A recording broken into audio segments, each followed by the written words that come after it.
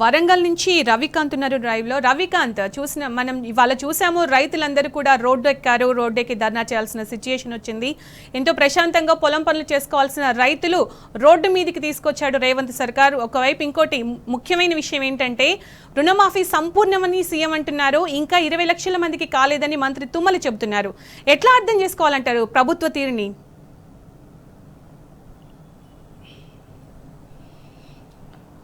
సునీత, ఇవాళ ప్రభుత్వ పెద్దల మధ్య ఒక స్పష్టత లేదు, వాళ్ళ మధ్య క్లారిటీ లేదని మాత్రం మనకు స్పష్టంగా అర్థమవుతా ఉంది. వాళ్ళ మాజీ మంత్రి ఎమ్మెల్యే హరీష్ రావు కూడా తొర్రూరులో జరిగినటువంటి రైతుల మహాధర్నాలో పాల్గొని అనేక విషయాలు చెప్పారు. అంటే ఇవాళ 42 లక్షల మందికి సంబంధించిన రైతుల్లో 22 లక్షల మందికే రుణమాఫీ జరిగిందని వ్యవసాయ శాఖ మంత్రి చెప్తున్నారు. ఇంకో 20 లక్షల మందికి సంబంధించిన రుణమాఫీ ఇంకా జరగలేదు అనే స్పష్టత వ్యవసాయ శాఖ మంత్రి చెప్పారనేది మాత్రం ఇవాళ రాష్ట్ర రైతాంగం అంతా కూడా అర్థం చేసుకుంటా ఉంది. ఇవాళ జరిగినటువంటి తొర్రూరు పట్టణ కేంద్రంలో జరిగినటువంటి రైతుల మహాధర్నా గ్రాండ్ సక్సెస్ అయిందని మనం చెప్పుకోవాల్సి ఉంటుంది.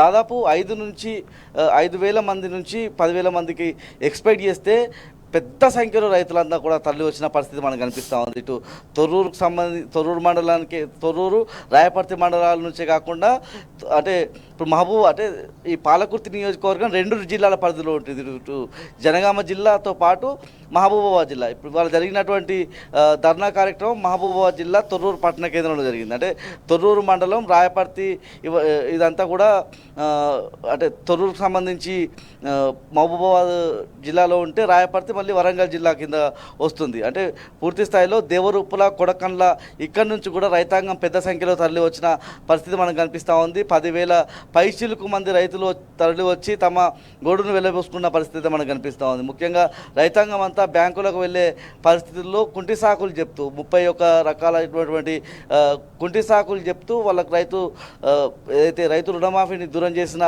పరిస్థితి మనం చూస్తూ ఉన్నాము. 2 పంటలకు సంబంధించి అటు కాంగ్రెస్ అధికారంలోకి వచ్చినప్పటి నుంచి ఇటు యాసంగి, అదేవిధంగా వానాకాలం పంట 2 పంటలకు సంబంధించి రైతు బంధు దూరం చేసిన పరిస్థితి. కాంగ్రెస్ పరిభాషలోనే కాంగ్రెస్ ఇచ్చిన హామీల పరంగా మనం చెప్పుకోవాల్సి వస్తే రైతు భరోసాగా మనం చెప్పుకోవాల్సి ఉంటుంది. కేసీఆర్ హయాంలో రైతు బంధు ఇచ్చేవాళ్ళు, పంటకు 5,000 చొప్పున 2 పంటలకు 10,000 రూపాయలు ఇచ్చేవాళ్ళు. దాన్ని కాంగ్రెస్ రైతులను ఊదరగొట్టి ఎలక్షన్ సందర్భంలో రాహుల్ గాంధీని తీసుకొచ్చి ఇదే వరంగల్ లో వేదిక రైతు డిక్లరేషన్ చేసిన పరిస్థితి. రైతు డిక్లరేషన్ ద్వారా రైతులకు సంబంధించి ప్రతి పంటకు కూడా రైతు భరోసా కింద 7,500 రూపాయలు, ప్రతి పంటకు 7,500 రూపాయలు అంటే 2 పంటలకు 15,000 రూపాయలు ఇస్తామని హామీ ఇచ్చిన పరిస్థితి.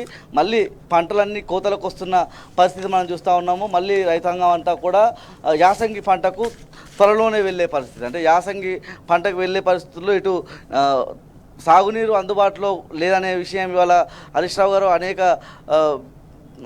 ఆయన మాటల ద్వారా స్పష్టం చేసిన పరిస్థితి. ఇటు దేవాదుల ద్వారా నీళ్ళు అందించిన పరిస్థితి, ఏ చెరువులు కూడా పూర్తి స్థాయిలో నిండని పరిస్థితి మనం చూస్తూ ఉన్నాం. వరంగల్ జిల్లా రైతాంగానికి 2 ప్రధాన ఆధారాలు, ఒకటి అంటే నీళ్ళకు సంబంధించిన ఆధారం, ఒకటి ఎస్ఆర్ఎస్పి, మరొకటి దేవాదులకు సంబంధించి. ఈ 2 ప్రాజెక్టుల ద్వారా నీళ్ళు అందక రైతాంగం అయితే యాసంగిలో ఇబ్బందులు పడే పరిస్థితి మనం స్పష్టంగా ఇప్పటి నుంచే కనిపిస్తూ ఉంది. ఈ వర్షాకాలం మాత్రం వర్షాభావ పరిస్థితులు ఎదురైతే రైతాంగం తీవ్రమైన ఇబ్బందులు ఎదుర్కొనేవారు. ఇటీవల కొన్ని వర్షాలు కురిసిన నేపథ్యంలో రైతాంగం అయితే కూడా ఇప్పటికైతే తమ పంటలు అయితే కోతకొచ్చిన పరిస్థితి మనం చూస్తూ ఉన్నాం. ఇక రైతు రుణమాఫీకి సంబంధించి పాలకుర్తి మండలానికి సంబంధించి 4,314 మంది రైతులకు సంబంధించినటువంటి రుణాలు మాఫీ కాలేదంటే రాష్ట్ర వ్యాప్తంగా ఎలాంటి పరిస్థితి ఉందో అర్థం చేసుకోవాల్సి ఉంటుంది. ఈ సందర్భంగా హరీష్ రావు ఒక అల్టిమేటం కూడా జారీ చేసిన పరిస్థితి. ఈ దసరా లోపు రైతు బంధు వేయాలి, లేకపోతే రాహుల్ గాంధీ ఇంటి ముందు, అంటే ఢిల్లీలోని రాహుల్ గాంధీ ఇంటి ముందు కూడా ధర్నా నిర్వహిస్తామన్న ఒక ఇంకో మాట అన్నారు రవికాంత్ మీరు. అంటే ఇప్పుడు ఈ సీజన్కే మనకు చూసినట్టయితే రైతు భరోసా లేదు, మరి నెక్స్ట్ వేసే పంటలకు ఎలా ఉంటుందని రైతులు అంటున్నారు. ఎలా ఉండబోతుంది అనుకోవచ్చు? తండ్రికి కొడుకు ఒకే ఇంట్లో ఉంటే వాళ్ళిద్దరిలో ఒకరికే వస్తుందని ఇట్లాంటి అనేక చిక్కుముళ్ళ మధ్య వాళ్ళ రైతాంగం అంతా కూడా తీవ్రమైన ఆవేదన వ్యక్తం చేస్తూ ఉన్నారు.